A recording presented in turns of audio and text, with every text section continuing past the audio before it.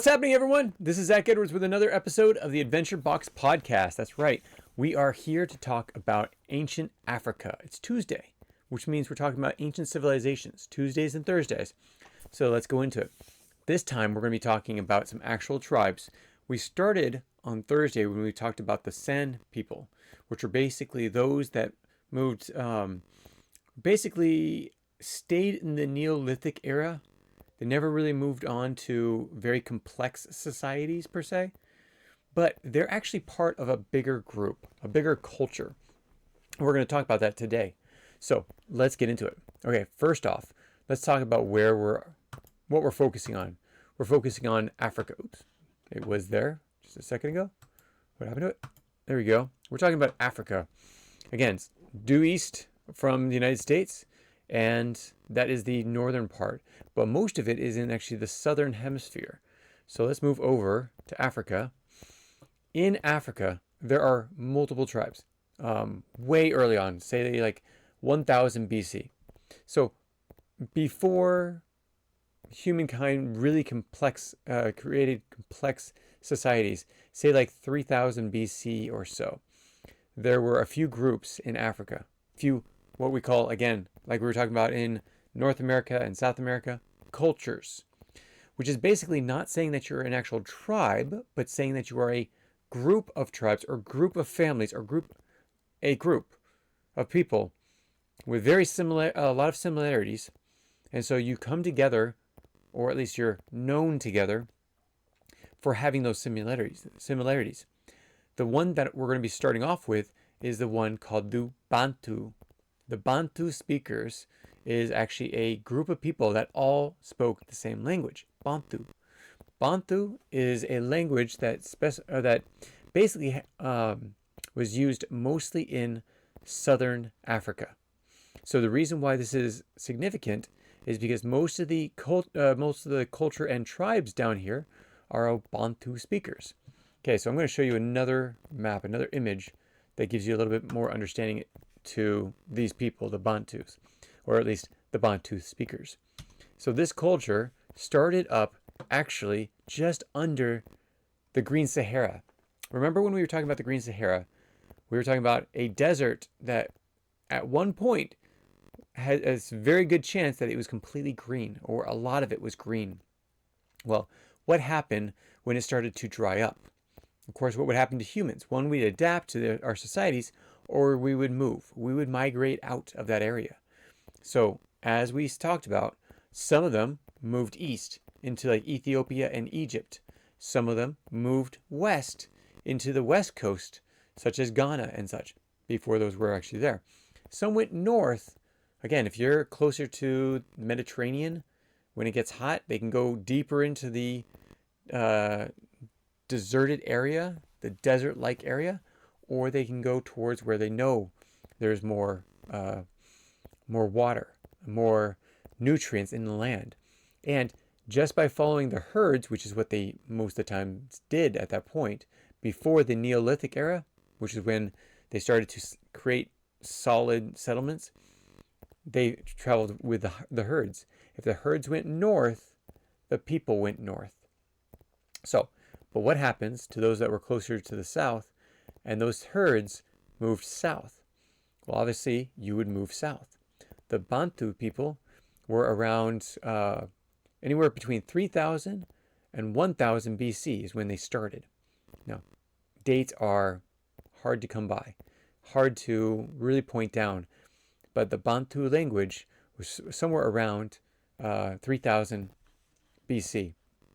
Now, these people congregated, as you can see from this image, they actually congregated in this little area, and then they migrated further south. Why?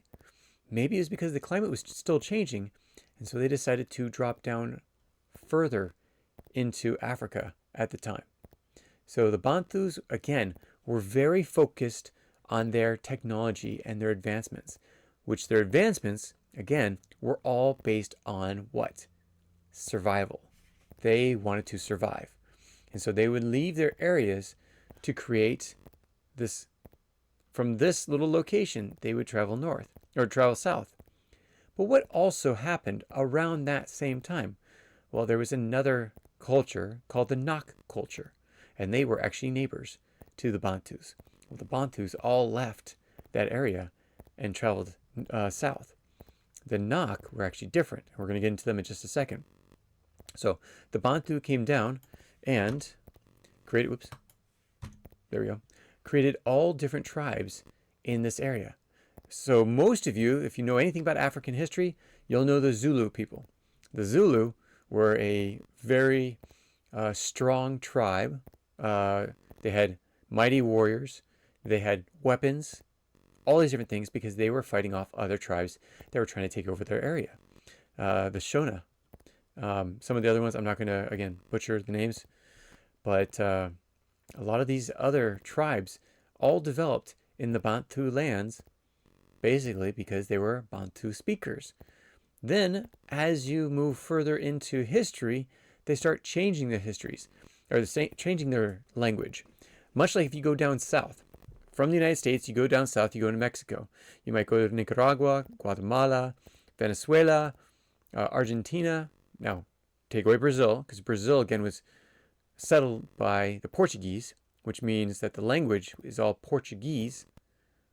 So all those in the other countries outside of outside of Brazil, and maybe a few other small ones, but mostly Brazil, almost all of those have their own dialect of Spanish. Now, that didn't have that much time to change. As you know from this, we actually, from the Bantus, if they spoke Bantu back 3000 BC, when supposedly it all started, over 5,000 years, because now it's 2,000, so 3,000 years BC plus 2,000 years AD, 5,000 years that language had to change. In South America, if they all have a dialect of Spanish, they were colonized basically in the 1800s, which means 1600s to 1700s, which means as they were being colonized, let's say 1600, let's say 1600 on the dot to 2000. That's what? That's 600 years. 1600 minus from 2000, it's 400 years. After 400 years, they'll have their own dialect. What would happen after 5,000 years if their dialects are fairly different? Well, they'd be a lot different. So all these different tribes created their own languages based off Bantu. And even some of the southern states that are not Bantu culture areas. But you know, this is the Kalahari Desert. So this is also another dangerous desert right here, just like the Sahara Desert up north. So this is why the Bantu, understanding the Bantu is so important. But we're not going to go into southern Africa right now. We're going to be talking more of the West Coast this week. The West Coast is essential because there's so much that happens. So we're going to go into this. So the next part to understand is the Nok. Now, who are the Nok? The Nok are a tribe, culture that developed off of the Niger River. Now, as you see from this picture, Niger River comes up just on the side of the Nok. And most likely the Nok came down and started to develop there, not as the Nok, but instead as different tribes in that same culture. Again, different tribes because they most likely came down when Green Sahara became desert. And they came down, and then they finally started to solidify during the Neolithic era and started solidifying a more complex society later on. Now, the Nok did not actually last that long.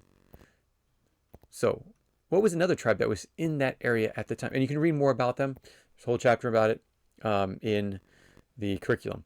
But what was happening? What was another tribe that was here? Based on the Niger River. This is the Niger tribe. Now, the Niger tribe, the reason why they were here is, of course, they wanted the nutrients from this amazing river, this long river. So they created all these settlements up and down the Niger River. They actually worked with the Nok culture. They traded with them. They shared things with them. They traded all different types of things, and they all were working on iron working. So they all had different abilities. But like with the Niger culture, or sorry, the Nok culture, most of theirs was actually clay. They worked with a lot of clay. So the Bantu, it's so mixed, but they specialized as they were moving down south more into iron work. Now the Nok did do iron work. A lot of their artwork that you look at is going to be clay. Okay, so you come in because there's a lot of clay in this area, the Niger River. Now the Niger River culture, this one is essential to understand. The Niger River is, again, when you have a river running through an area, you could have the Sahara Desert. And if a river's running through it, that area is lush and green. Every time that there are floods from the spring or fall rainfalls, the silt from the rivers will actually wash up on the shores, fertilizing everything that's there. By fertilizing all those crops, this is when, again, they started to domesticate animals. It means that they started farming pigs, cows, sheep, and such. But they also started to work on agriculture, which means they started working with the plants that they had, planting them every year, harvesting them every year. Basically, everything that we do in farming can be tracked back to ancient times. A lot of the things that they learned in ancient times, again, when every part of their technology was based on their survival, were things that we actually benefit from. So some people like to say, well, why do I have to learn about history? Well, if you didn't have history, truthfully, you wouldn't have farming as you have it today. You would probably have a few generations back if you did not learn from the generation before you. So like learning from your parents. Why would I want to learn from my parents? There's so many better things that are out there. Actually, you should learn from your parents because the basics, the fundamentals of life, your parents have the best understanding of way more than you do. And yes, you can go online, but it's not always right. But the way that your parents live is actually a way that has worked for them for a very long time, and you can learn from them. Not to say that you have to agree with everything that they say, but you should respect the things that they do and learn the things that they do so that you can make them better for yourself, creating your own path, but at the same time learning from those in the past. Again, which is why I say this is why we have the farming, because people from ancient times were able to create this this knowledge from ancient times and pass it down through the generations on how to farm, which is why we have the farming. So going back to the Niger River, why is it essential for us to know about the Niger River and also the Niger River people, the culture? Well, everything that we talk about in the next installment, so on Thursday, we're going to be talking about Western cultures in Africa. And these all base off each other. And the reason why these are essential is because this is the basics of where Africa developed. Western Africa and Egypt were the main hubs of most of the things that we learn about. Even though, again, we talk about all the different cultures throughout Africa. These are the two main hubs that everyone talks about. Western Africa, the Mali Empire, Shanghai, Ghana, those three empires are essential to learn about for understanding the West Africa. And then, remember, it's those that created the slavery, that brought slaves over to the United States. But they're not the first ones to create slavery. Don't get me wrong there. They were using something that was passed down from generation to generation, slavery, and was able to create a civilization off them. Now, let's go into the first one. Now, we're not going to go into all of them. The Mali and the Shanghai, we're going to be waiting till Thursday. But let's go into the Ghana. Ghana is essential to understand because Ghana is actually the first, and I'm going to give you this map because this shows a lot. So let's go into this. Before I go into who the Ghana Empire was, this is the Niger River.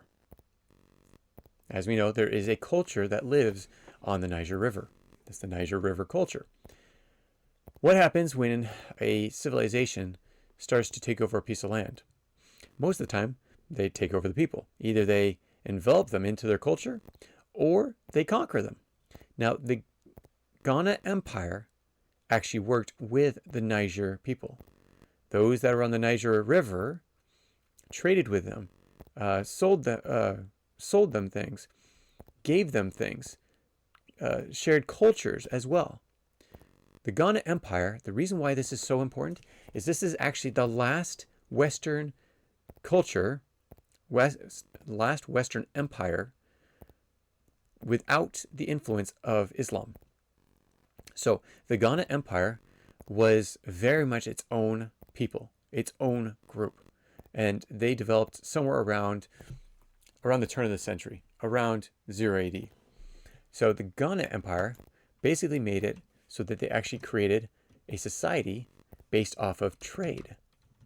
That's right. So all the other ones, basically, they did some trade, but they based their lives off of whatever they could accumulate, whatever they could grow. So here you actually have a civilization, an empire that bases off trade.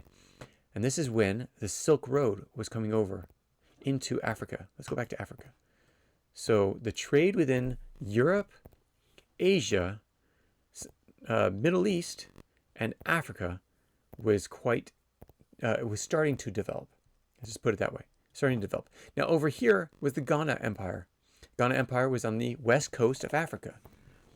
India, well, thousands of miles away, and yet you were able to get stuff from China, from China and India, all the way through the Middle East into Egypt and to,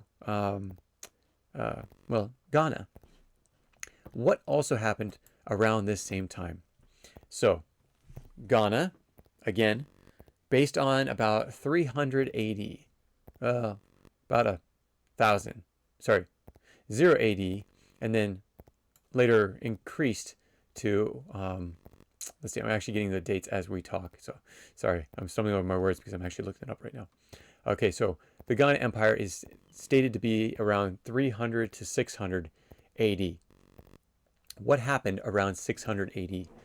Think back. What was happening in the world around 6 to 7 to 800 AD? I'm going to let you think about that.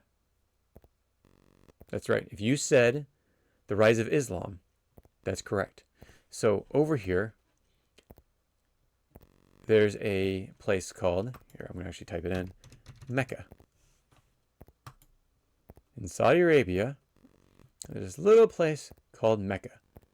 And there was a person that was born there. His name was Muhammad. Now, that is not his whole name, and there's a lot of Muhammads over there, just to let you know. But the Prophet Muhammad, as the religion of Islam says, started in Mecca. Now, he was actually chased out. And then he came back with an army and took over Mecca. Now, Mecca,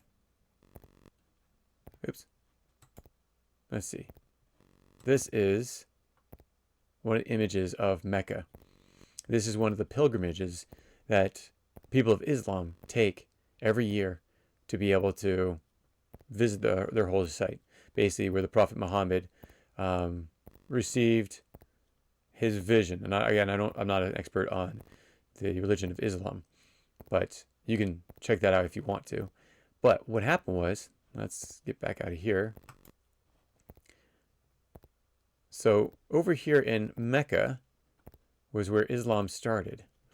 And it grew and took over basically all of Saudi Arabia, Oman, and Yemen, and started creeping up in here to Jordan and into the Middle East. Now, as you know, Israel at the time was still there. We're actually going to go into that in actually 2 months from now, after we go through Egypt. So Islam started taking over, and what happened? They became very understanding of business, of trade. What was one of the things that came through? The Silk Road came through into Africa from China, from India, through the Middle East, and into Africa.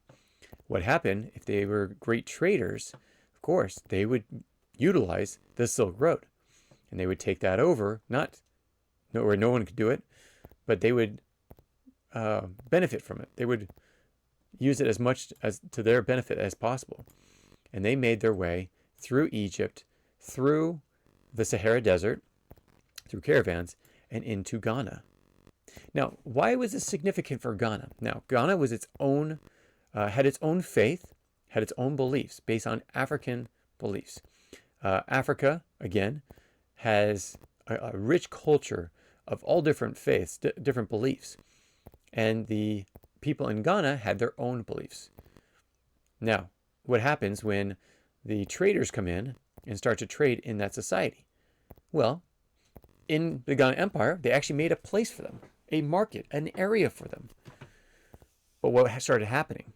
Well, when they started becoming more powerful, the Muslim traders actually became very influential, sharing culture, sharing religion, and also if you wanted to work with them, you didn't have to be Muslim, but it did benefit you to become Muslim, because then you live under their contracts, which was under their law, Sharia law. You worked with their culture. You spoke their language, and so it was a lot easier for you to actually speak. Now, at the same time, there was some bigotry in this. There were differences of faith. I shouldn't say bigotry. Bigotry we throw around a lot these days. There was differences in faith, and so when somebody has a faith, they're going to possibly, again, like the Muslim traders, the Islamic traders, they would favor those of their own faith. So if you wanted to get in with them, you would usually have to convert. Now, a lot of those in Africa did not actually convert to the religion as much as the culture, learning the language, learning the laws, but living under the laws as well. And so, including 5 prayers a day, those type of things.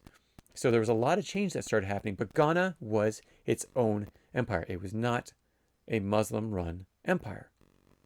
Well, that all began to change as Islamic teachings and traders started becoming more influential. What happened to the Ghana Empire? Well, it ended up collapsing for multiple reasons, but that was one of the big ones. But also, here's an interesting fact. Now, the interesting fact is, at that time, Ghana actually did not have slavery anywhere close to what we have, that we know of in Africa. There was no slave trade. There was no bondage, minus certain people for crimes, for debts, and such. They did not just capture people and enslave them. They didn't go make wars and raids and take people from the tribes and sell them into slavery. But, because that was actually against their beliefs in Africa, in the basic African religions. But the Islamic traders had no problem with that. Why was that? I'm not going to blame them either, because this is what they were taught from generation before them, and generations before them, and generations before them. Again, looking at it from their perspective, they did not see it as evil because they had been taught, and I'm not going to say brainwashed because this is how they actually grew up, but that was their way that they saw things. I can condemn what I do, but I cannot condemn those in the past for their mistakes and corruption and evils that were happening if they knew better. But most of these people did not know better because they were taught by their parents, who were taught by their parents, and who were taught by, and etc. But what we can praise is the fact that we were able to, at some point, break that tie. But if it wasn't for the Islamic traders bringing that into Western Africa, it probably would not have gotten that far. But what happens when you're able to bring more slaves into an area, especially an area that just found gold, and gold started to become valuable? Well, if gold becomes valuable and you find a mine of gold, what do? Well, you find as many slaves as possible and throw them in the mine and have them mine it. If you don't have to pay for the livelihood of those slaves, minus keeping them alive, then yeah, you're going to throw all those people in there because it's going to save you money. What happens if you have to pay professional miners and such like that, much like we do in the United States? Well, you have to pay a whole lot more. So Ghana started taking some of those slaves and started throwing them into the mines. And again, this is where the Ghana Empire begins to collapse. And you're going to read more about it in the curriculum. But one of the big things was because the Islam was being taught into the system. And when it's being taught in it, it makes its way into all the different aspects of it. And soon the people are like, well, we're mostly this. The royalty is not Islamic. So we're going to overthrow you. And there is a lot of contention. But we're not going to hit that until Thursday. So meet me back here on Thursday to learn more of what happens to Western Africa. And this is fascinating. This is not even a small portion of what happens in Western Africa. There is so much more, including strategies to overthrow other countries, to tank economies, and send people into great recessions where people are starving because they can't buy a loaf of bread with gold. Yeah, it happened. It actually toppled multiple societies, multiple cultures by someone who everyone thought was just being generous. But the question is, did he know more than we give him credit for? I say he was a lot smarter than you could have imagined. He was brilliant in his economic knowledge and showed it by the destruction he left behind. But we're going to do that tomorrow, or on Thursday. So come back on Thursday. Thank you so much for joining us, and can't wait to talk to you again. Again, if you have any questions, please send them my way. I would love to hear about your questions when it comes to this curriculum, what you're learning, what we're talking about, everything. And if there's a correction, again, I'm not infallible. Neither are historians and archaeologists. Tell me. I will find out the truth, and I will bring it to you. But I can't do that unless you email me. So email me. You know my email address. Go onto our website. Email us there at historicalconquest.com. Thank you so much for joining us, and we will catch you next time. Take care and have a great day. Bye. If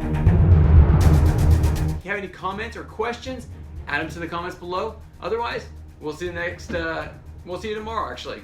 Take care. Bye.